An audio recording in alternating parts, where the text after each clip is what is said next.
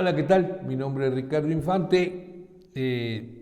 Nosotros somos un grupo de 3 compañeros, Gerardo, Miguel, yo, que ellos son comunicadores, son comunicólogos, o sea, ellos son los que hacen el programa.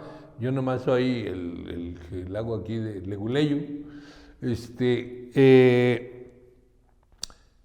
Trabajamos en la Universidad Autónoma de Guerrero, en México, en la costa sur, en la zona del trópico de México.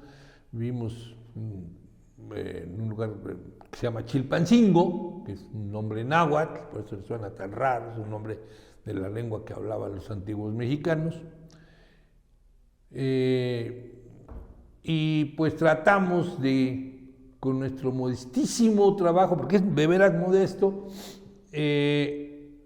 apoyar a los jóvenes, a los más jóvenes, sobre todo a los estudiantes de bachillerato y a las personas que nos quieran ver, se los agradecemos de corazón. Los queremos motivar a que profundicen en los temas que les proponemos. O sea, lo que nosotros hacemos son platicar con ustedes proponiéndoles que profundicen en lo que platicamos. Hoy vamos a seguir platicando de un personaje extraordinario, que mucha gente lo reconoce como el padre de la ciencia moderna. También, bueno, pues tiene un seguidor, que también es el gran científico, un seguidor de él, que va a ser el gran científico de la humanidad, que era un inglés, pero que sin este italiano, quizá aquel inglés llamado Isaac Newton, no hubiera llegado tan lejos. O como decía Isaac Newton, yo vi más allá que los demás porque me subí en hombros de gigantes. Uno de esos gigantes se llamaba Galileo Galilei. Bien, Galileo Galilei, ya platicamos un poco de su personalidad, ya platicamos su anécdota aquella del telescopio que es famosísima, ya platicamos que su padre quería que fuera médico, él quiso ser matemático, que sus mismos compañeros de trabajo tenían muchos conflictos con él y que de repente sus mismos compañeros van a la Inquisición a acusarlo de que sus teorías de heliocentrismo son contrarias a las escrituras. Naturalmente que, como posteriormente diría Newton, bueno, pues es que las escrituras no tienen textos sobre astronomía, ¿no? Las escrituras tratan de cuestiones teológicas. Bueno, y es una forma de tratar de golpearlo porque es muy arrogante, es muy peleonero, es muy orgulloso y es muy hábil con la palabra y con los escritos. Entonces, bueno, ese va a ser uno de los grandes problemas de su vida. Él va a trabajar en varias universidades y va a desarrollar muchos métodos de investigación y sobre todo va a propugnar porque todo lo que se proponga científicamente no quede en el plano del texto, sino que se compruebe. O sea, es el nacimiento de la concepción científica. La ciencia tiene que comprobarse. ¿Qué es un hecho científico? Algo que yo digo, esto es así y lo voy a comprobar. Miren, mezclo esto con esto y pasa esto.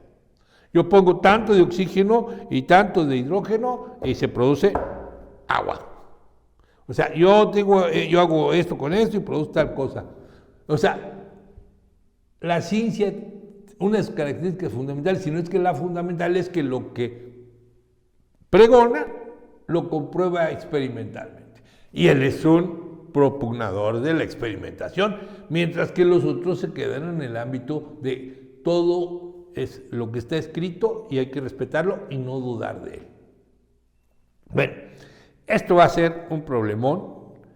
Todavía el pensamiento medieval, pero sobre todo, como ya dijimos la plática pasada, Aristóteles va a ser un problema. ¿Por qué? Pues porque para la Iglesia Católica Aristóteles y Platón son dos personajes fundamentales, sobre todo Aristóteles va a ser un personaje muy importante y lo que diga Aristóteles no se discute. Y resulta que Aristóteles se equivocaba en montones de cosas, pero en montones de cosas. Entonces, como tenía razón en montones de cosas. Digo, nadie le puede negar a Aristóteles su grandeza, pero nadie es perfecto, tampoco Aristóteles, y tampoco los que siguen, tampoco Galileo era perfecto. O sea, la gente tiene, este tipo de gente tienen logros extraordinarios, pero no todo lo que hacen es perfecto. Bueno, pero Galileo, al igual que Kepler, al igual que Copérnico, van a tener muchos problemas por culpa de la divulgación de los textos de Aristóteles. Entonces, llega un momento en que sucede un hecho extraordinario. Se desarrollan las universidades en Europa a partir del siglo XII y hay una universidad que se va a desarrollar en la ciudad de Padua. Las universidades eran muy especiales, miren. Había universidades de alumnos y había universidades de maestros. Es decir, había universidades en donde un grupo de alumnos, ¿sí? Se juntaban porque querían aprender determinado tema, por ejemplo, el derecho. La Universidad de Bolonia va a ser la primera universidad. ¿Qué es lo que se imparte ahí? Derecho. Después hay otras universidades como la de Oxford, y después va a haber otra universidad como la Sorbona, y después va a haber alguna otra universidad como las hay Alcalá de Henares, o otras universidades. Se llena de universidades Europa. Y una de esas universidades, había otro tipo de universidades, las universidades de los maestros que ofrecían su servicio para dar determinadas cosas. Bueno, esta universidad de Padua era una universidad de los alumnos que no estaban contentos con la forma en que se enseñaba en las otras universidades, entonces van a ir a Padua apoyados por el gobierno, por uno de los gobiernos de los que depende de la ciudad de Padua, y forman una universidad que es una universidad mucho más libre que las demás. Hay un ambiente de librepensadores allí, librepensadores para el momento que estamos hablando. O sea, que todo el mundo es creyente, todo el mundo, incluso Galileo, que es perseguido por la iglesia, posteriormente tiene una hija que es monja. O sea, él es un creyente ferviente, pero es un creyente ferviente que no por eso va a dejar de tener una claridad mental. Bueno, él se va a dar clases a Pavía, y no sé si sea Pavía o Pavia, no lo sé, no sé cómo lo pronuncian los italianos, y va a desarrollar una serie de teorías, sobre todo teorías matemáticas, va a escribir algunos textos. Esos textos, sobre todo que tienen que ver con el movimiento de los planetas, con la forma en que se fusiona el universo, le van a causar muchos problemas. Muchos problemas porque todos aquellos que no lo quieren, ya dijimos que porque era muy conflictivo y otros porque era demasiado brillante, ¿no? Y todo aquel que brilla le sucede lo que a la luciérnaga, ¿no? Que le decía al sapo, pero ¿por qué me quieres casar? ¿Por qué me quieres matar? ¿Yo qué te he hecho? Dice, porque brillas. Pues así, una porque brillaba y otra porque era peleonero y otra porque era muy terco con sus teorías, ¿no? Entonces, Galileo va a vivir un inquisidor que era terrible, que se apellidaba Bellarmini, Belarmino. Este inquisidor Belarmino, él incluso va a verlo a Roma, a mostrarle sus textos y a explicarle que no está contradiciendo a nadie, que las escrituras no son un texto, no son un libro de astronomía, que él lo que está hablando es de esto. Y le dicen que corrija, que se modere, esta vez lo dejan ir, lo dejan que pase, pero que retome el texto y lo medite. O sea, que quite las partes que contradicen lo que dicen las escrituras. Y lo que hace este cuate es hacer un libro en donde se supone que es un diálogo, en donde hay una persona que habla del geocentrismo, o sea, que la Tierra es el centro del universo, y otro que habla del heliocentrismo, es decir, el Sol, helios. El Sol es el centro del universo. Y hay una discusión. Y este libro, la gente que no quería a Galileo, que estaba en la Inquisición, convencen al Papa de que uno de los personajes, que es el que hace las preguntas y el otro le contesta, pero este hace preguntas muy tontas, hace preguntas que demuestran que no sabe nada, que es muy ingenuo, que es muy tonto. Convencen al Papa de que ese personaje es un retrato, Galileo trató de hacer un retrato de él, y eran amigos. Entonces, lo vuelven a convocar. Ya para esto Galileo ya es un viejo.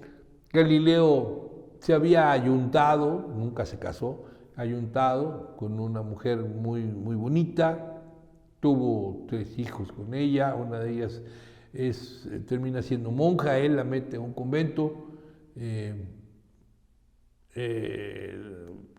su esposa se apellidaba Gamba, su mujer, perdón, se apellidaba Gamba, y era una mujer muy guapa, terminan en buenos términos, él termina metiendo a su hija porque dice, lo único que le puedo dar a mi hija pues, es un lugar estable donde vivir, y más estable que un convento no hay. ¿Por qué? Porque en mi casa entran y salen estudiantes, porque a veces nos quedamos trabajando hasta las 3, 4 de la mañana haciendo textos, haciendo cosas. No es un mundo para una muchacha de esa época. Entonces, esa es la forma en que él lo resuelve. Yo diría que Leo era muy egoísta, muy egoísta, nunca se casa con esta señora, que es una señora que lo ama profundamente, va a tener 3 hijos con él. Es un hombre que no le importa mucho otra cosa que no sea el afianzar sus teorías, sus conocimientos, ¿no? Y ya grande, y cuando digo grande estoy hablando de 80 años, y llegar a 80 años en 1600 y tantos, llegar a 80 años en el año 1600 era impensable. Bueno, pues Galileo iba a llegar hasta 1642, a morir hasta 1642. El hecho es que, bueno, lo lleva a la Inquisición, lo juzgan y ¿qué creen? Lo condenan. Y las condenas de la Inquisición eran terribles, porque en primer lugar estaba autorizada la tortura para sacar confesiones. Y normalmente la pena que otorgaba la Inquisición era el ser quemado públicamente. Había la experiencia que había tenido alguien que también planteaba el heliocentrismo. Claro que él iba más lejos porque además planteaba que Jesucristo no era un personaje divino, que se llamaba Giordano Bruno. Entonces Galileo no le queda otra más que retractarse. Hay quien dice que le dijeron, la tierra no se mueve. Me dijo, le hacen que diga que la Tierra, que todos los planetas giran alrededor de la Tierra. y que dijo Galileo, sí, es cierto, me retracto, estoy equivocado, y que al final dijo, y sin embargo se mueve. La mayoría de los que estuvieron ahí dicen que no dijo nada de eso. Lo que sí hizo fue irse a su casa, lo perdonan por viejo, lo mandan a su casa, y en su casa termina de hacer una serie de textos que sus amigos van sacando y que se van a recopilar para hacer sus últimas publicaciones.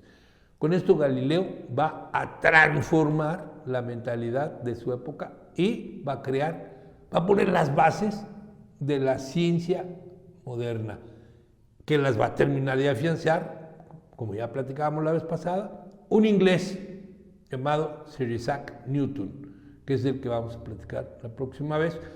Yo les pido, por favor, que vean, hay una película extraordinaria sobre Galileo, la van a conseguir ahí en YouTube. Hay documentales sobre Galileo, los que ustedes quieran. Aquí no tenemos más que casi 10 minutos nada más para hablar con ustedes. Es todo lo que tenemos. Entonces, por favor, búsquenlo, les va a gustar, les va a encantar la biografía de Galileo. Y muchos detalles que no podíamos comentar aquí. Véanlos, por favor. Pásenla muy bien. Nos vemos la próxima vez para seguir hablando de algo que nos llame la atención para conocerlo. ¿Sale? Un abrazote desde México.